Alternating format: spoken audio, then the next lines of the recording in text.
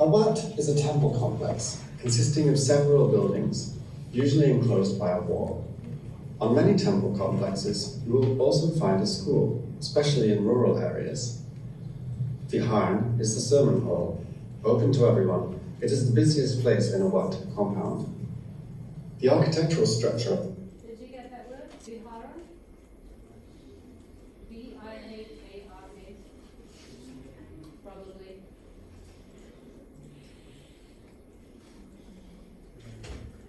So a wat is not just a temple, it is the temple complex. A collection of buildings. More than just the hall, which is the Vihara. Is generally very simple, despite its often delicate and intricate ornamentation.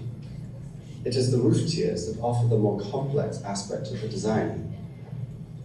Going to a wat is not essential because Buddhism is a way of life, a way to act all of the time, and some Buddhists also have shrines in their own homes. The largest room at Wat Pananchon in Ayutthaya houses an immense gilded 60 feet high seated Buddha from 1334, even predating the founding of Ayutthaya. The name of the complex is at the top of it.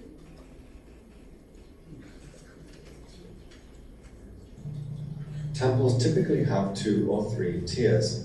It is for aesthetic function. Because the main halls of the wat tend to be the largest spaces, they end up having very large roofs. The intent is to make these large roofs appear lighter than they actually are and more delicate. Individual layers have multiple breaks, and a double-tiered roof might have 2 to 4 breaks in each tier to create dynamic visual rhythms.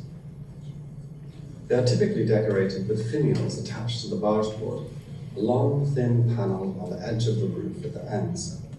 These are called lamyong. On the left, you can see how the lamyong on the roof finials of Wat Prasim in Chiang Mai end with Naga, the serpent deity, which is repeated across all of the lamyong on each of the roof tiers. The next is the chedi, a reliquary mound space. Just pausing, so reliquary mound, right? Very similar to the purpose for the stupa, right? So where remains are placed. And that's the chedi. To give offerings and a place to show respect. This is where the living remains of the Buddha himself, Siddhartha Gautama, are said to be preserved. These date back to the 4th century before the Common Era. Chedi are believed to derive from burial mounds predating Buddhism, and indeed the word stupa derived from the Sanskrit word meaning to pile up, that we've looked at previously in this module.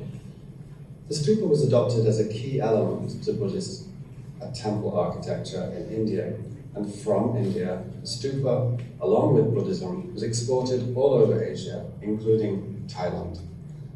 They almost always include a bell-like element, within which the womb is where relics might be placed.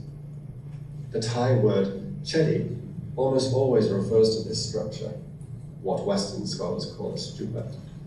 The structure recognizable by this bell or dome element. Chedi as a word is very interesting because it has morphed in the Thai context, often meaning any object of veneration.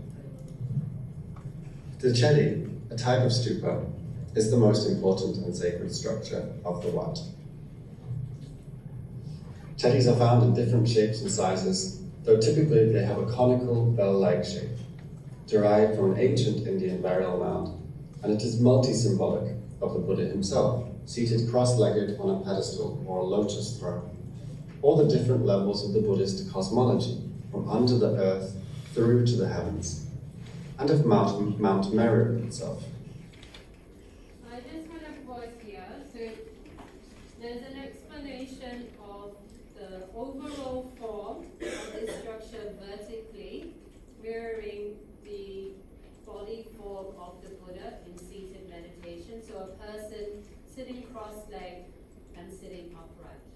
So this vertical axis can also be the same vertical axis that you see in Buddhist sculptures that runs through the center of the body. what's interesting about the Thai Buddhist architecture is the elongation of the height, right? If you remember the previous stupas we looked at, the Indian examples, they're much more rounded in form, whereas the Thai is more elongated. But there's an overall structure behind it which is based on the same things, which is the form of the Buddha's body, and also this concept of Mount Meru, which is another type of axis mundi. Are at the center of the Hindu and Buddhist cosmos. In their time, the Chedis at Ayutthaya, and in particular those of Wat Rasi Samphet, were gilded with a gold and copper alloy, or masonry with gold leaf.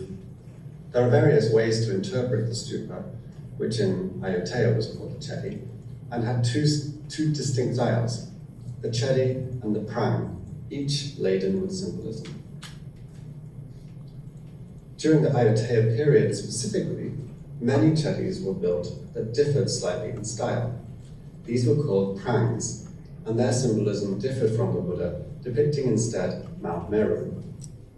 Just pause in case you want to write that location down.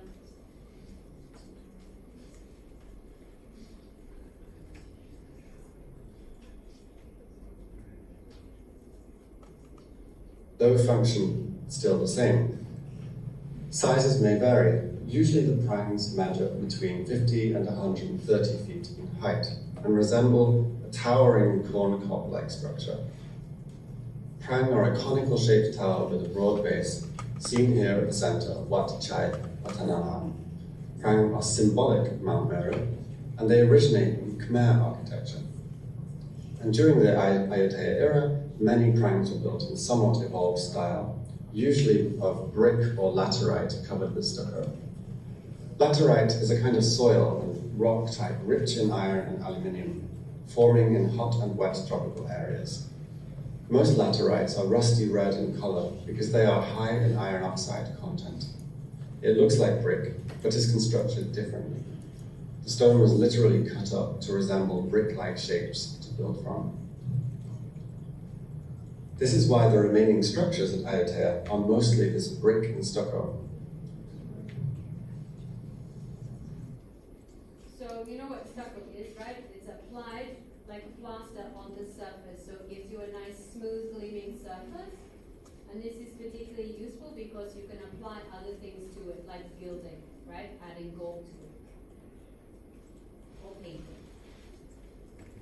Mount Meru, the structure that prangs essentially represent, is the sacred five-peaked mountain of Hindu, Jain, and Buddhist cosmology, and is considered to be the center of all the physical, metaphysical, and spiritual universes.